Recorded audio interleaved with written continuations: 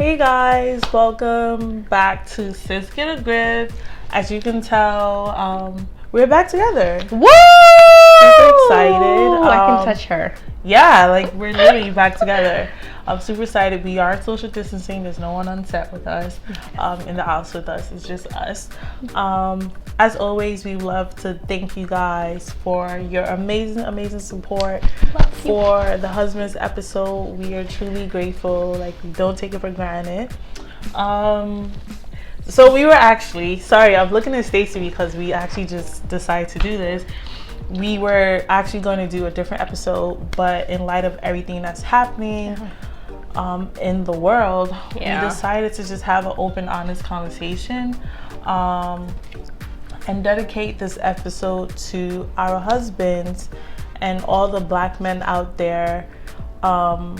We at Sis Get a Grip just like want to acknowledge you. No, we see you, and it's a lot going on, and specifically we're talking about the incident that's been very heavy on many people's hearts, and it's where we saw the cop putting his knee in a Black man's neck until he passed away. So actually you should probably take a moment of silence for him. Yeah, let's do that.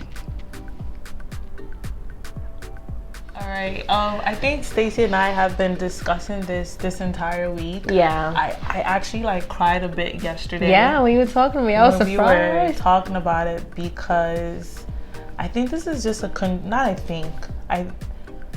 we can all agree that this is a continuous thing that's happening. But I think what hit home or what felt deep in my heart, I don't know, what made me cry yesterday at least, was Stacey mentioned when it was a grown man crying for his mother. Yeah, that was pretty sad. And there's a thing in the Akan culture, or at least growing up, my mom would tell me that, when someone is getting ready to pass away, they usually ask or call for their loved ones.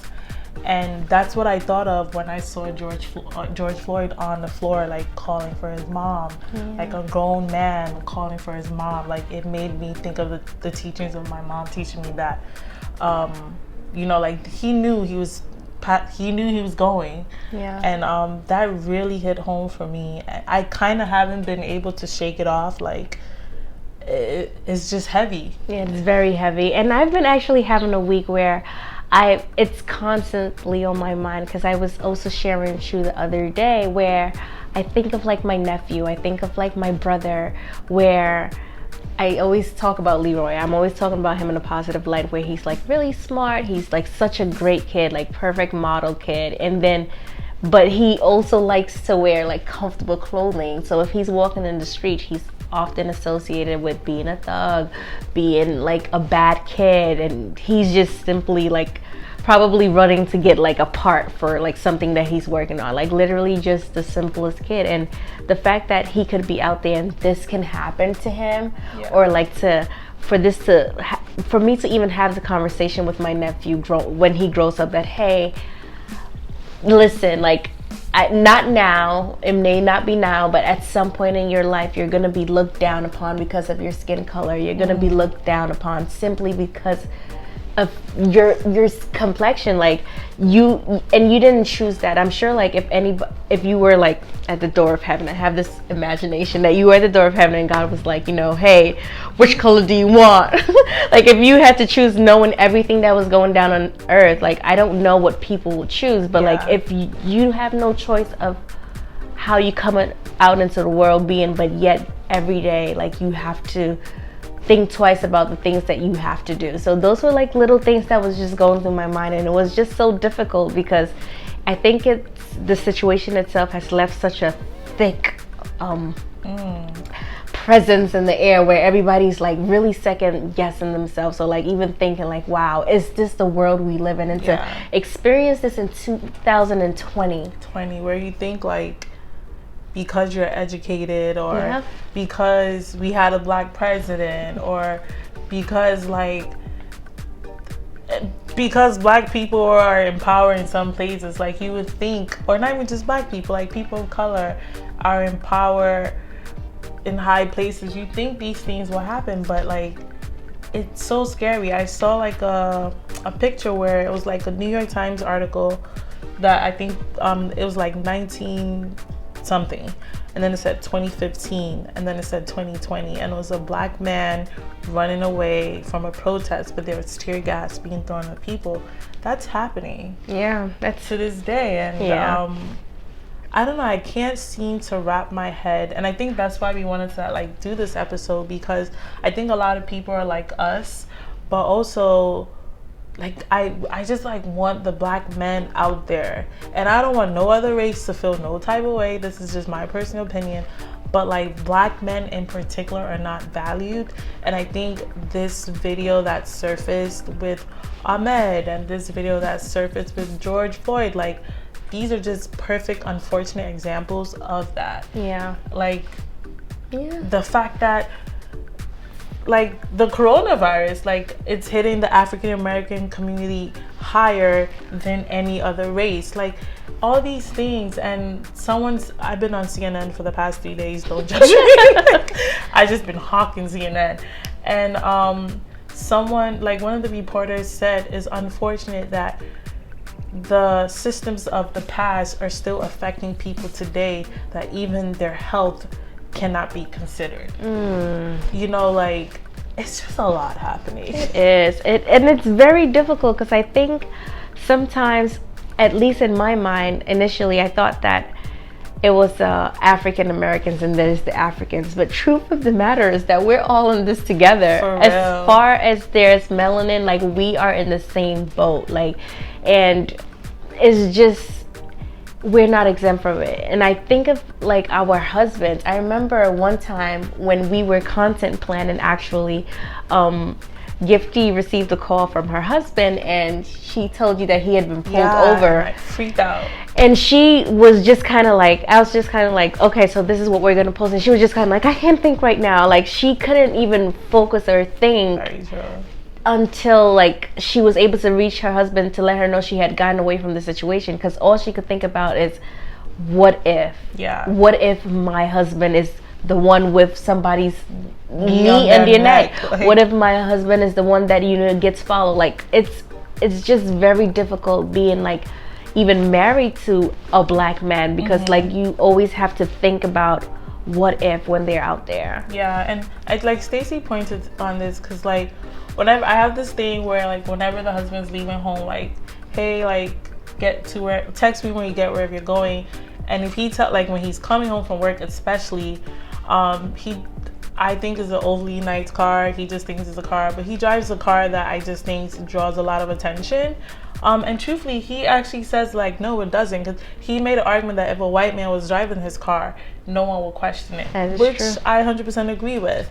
But he's black, so that's just the reality we live in. And if he says I'm gonna be home at 5:30, and it's 5:31, he's not home, like I begin to panic. I believe you. Just because like he's been stopped so many times. And for me, I'm always just like what's gonna happen? Like what's gonna happen? And it's so scary, because I remember when the Eric Garner situation happened, and we have to call it a situation, because like to this day, at least for me, I can't verbally describe how a grown man again can be put in a chokehold and they're crying out for help, and the help, like their cries are just going on, like not being acknowledged. So in my head, I have to call it a situation.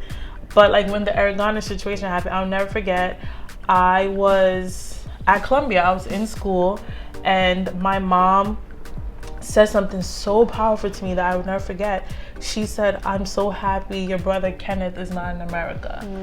And you know, I was just like, wow, for my mom, who, you know, I like to think like African parents sometimes don't like pay attention to these things. That is true. Because they're like the, we're removed type of thing because we're African. But when my mom said that, I was just like, wow, like she even fears for her son if he was in America. Kenneth was born here.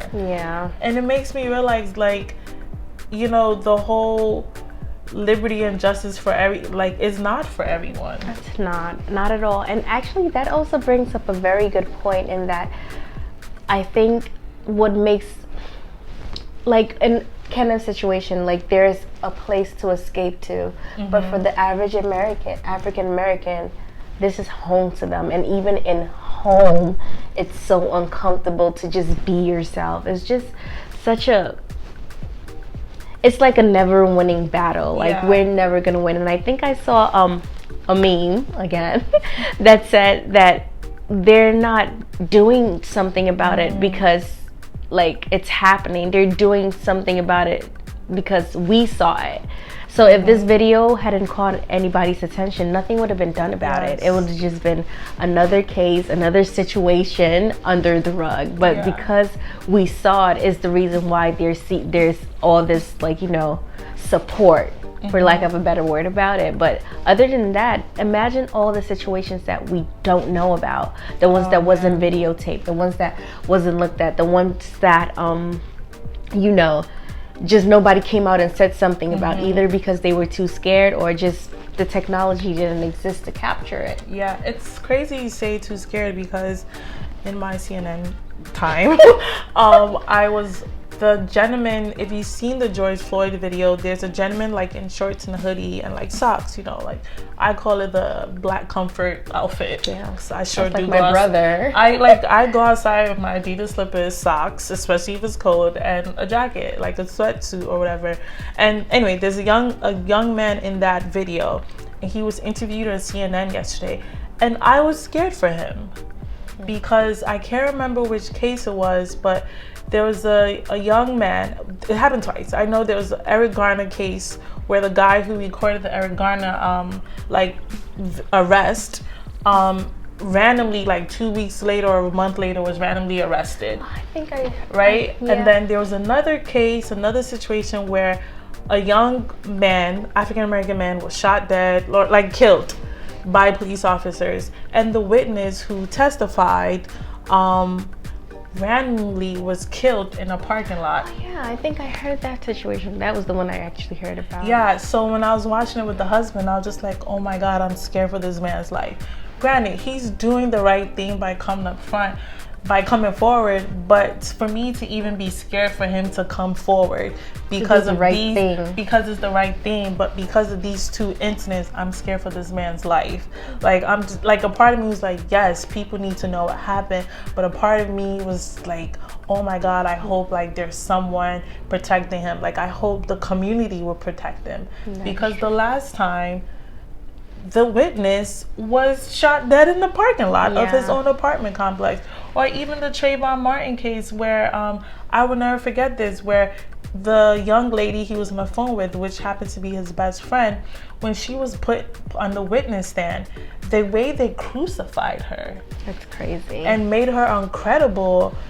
Is it incredible? Uncredible? I can't think of the right word. But they didn't make her a valid witness by the time they cross-examined her. And it just blew my mind that, like, even in the midst of trying to do the right thing as a black person, like, the justice system that we call it, like, still finds a way to fail us. It's terrible. It's so terrible. And I'm just even thinking about, I know there was a lot of like people giving out the number to the DA's office to kind of call in and just make sure that our voice is heard. But just as much as we're putting in energy, the average American is calling in to beg for those guys to have their jobs back, to say, hey, like, this was wrongfully done, I don't understand. And even though we might feel like we're a greater number, we're compared to how many people is advocating and on their behalf, we're probably nothing compared to that. And that's not like a reason not to act on this topic, because it's a very sensitive one. I just think that it seems like the harder that we try, almost it backfires. Yeah, and I think that's where, like, not speaking for everyone, but I think that's where I am at right now, because I feel my older sister said something to me, like, when she recently came to visit, where she said, like, you're damned if you don't, you're damned if you do. Yeah. Like, Kenneth and I, like, the husband and I are, like, thinking of moving, right? But then it's like you move into this really good neighborhood with, like, great schools, become the only black person.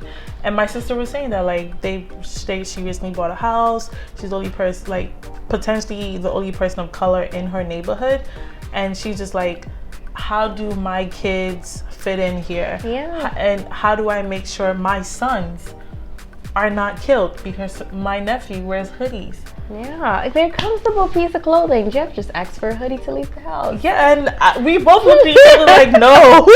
And it's so unfortunate that like we have to police ourselves to the point that the clothing that we wear, we have to think twice about it.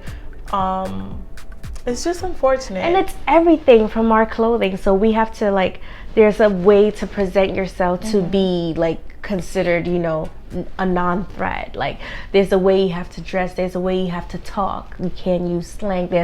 There's a certain bracket you have to fill, a box you have to live within. Like let's say, God forbid, you want a nice house in a nice neighborhood. Then you have to deal with the other stuff that comes with that, which is being isolated, being othered, probably definitely need a gun. It's crazy. And it's you shouldn't have to go that far, because I don't think other races necessarily have to go that far to protect themselves. Yeah. Speaking of like guns, I saw like a picture on Instagram of a mother. Oh yes, I saw that. It was powerful. And it was extremely powerful, and that's the only reason why I'm referencing it. Who had her, first of all her guns were licensed, but she's a black woman with a son, and she had all her guns out, and the caption says something like, I need to protect my son. And in the back of her huge house, because I think she's like a lawyer or something, where's her son. And for me, it made me realize that like someone who even works in law, like this is the route they have to take because they have a son. Yeah. And like I was talking to one of my really good friends, Aziza, and she mentioned that she said, Gifty, I'm scared to have sons. And in the moment, I didn't think much of it until like Ahmed happened, until George Floyd happened. And scary. I literally started holding my womb because I'm just like, man, if I birth sons, if God brings me sons, great. But then I'm just like, wow, this is the teaching, this is the world I have to bring them in. And the difficult conversations. Like that child, even if you live in a nice neighborhood, I still have to teach you to like be respectful to the police because you might not make it home. Yeah. Or even when you get to school, like I'm begging you, don't get in a fight, because your fight may be misconstrued by the police who's going to be called as aggressive, like violence, like, and these are all things that have happened. And it is, and it's unfortunate that you have to work twice as hard than the average person just to even live like, you know, comfortably. It's just inside. Yeah, but like Stacey and I said, we wanted to do this video experience because we want to dedicate this to our husbands and to all the black men out there and say that like we acknowledge your presence. Definitely. We acknowledge that you're human. We acknowledge that you are here on this earth for a purpose. Yeah. And we acknowledge your dignity. Like we don't take you for granted. Especially all the other black men out there who probably don't have women in their life giving them this or don't feel this love. Like we want to let you guys know that we are thankful for your presence, because we make each other great. And we appreciate you guys. We do. And to the families who have unfortunately lost, like, I can't refinish this. Like, to the families who've lost people because of police brutality, because of protesting, because someone was shot yesterday during the protest. You know, like, because of for families who have lost people due to all these unfortunate incidents and situations, our condolences to you. And to the recent family of these situations, George Floyd's family, like, we also want to let you know that we acknowledge your humanity. We acknowledge this man's humanity, and we are praying for you guys. Yeah, we are. I can't imagine it's easy, and we said it all. I think this episode was just because we had a different episode in mind, and we just really wanted to shed some light on some of our experiences and maybe hope to be some kind of voice that, you know, we do see our Black men out there and we do love you and we do care for you. Like, if nobody else, like, we care and we're here for you guys. Like, we don't take you guys for granted at all. So yeah, thank you for tuning into this very special, timely episode of Sis Get a Grip, and we'll see you guys next time. Right. Bye.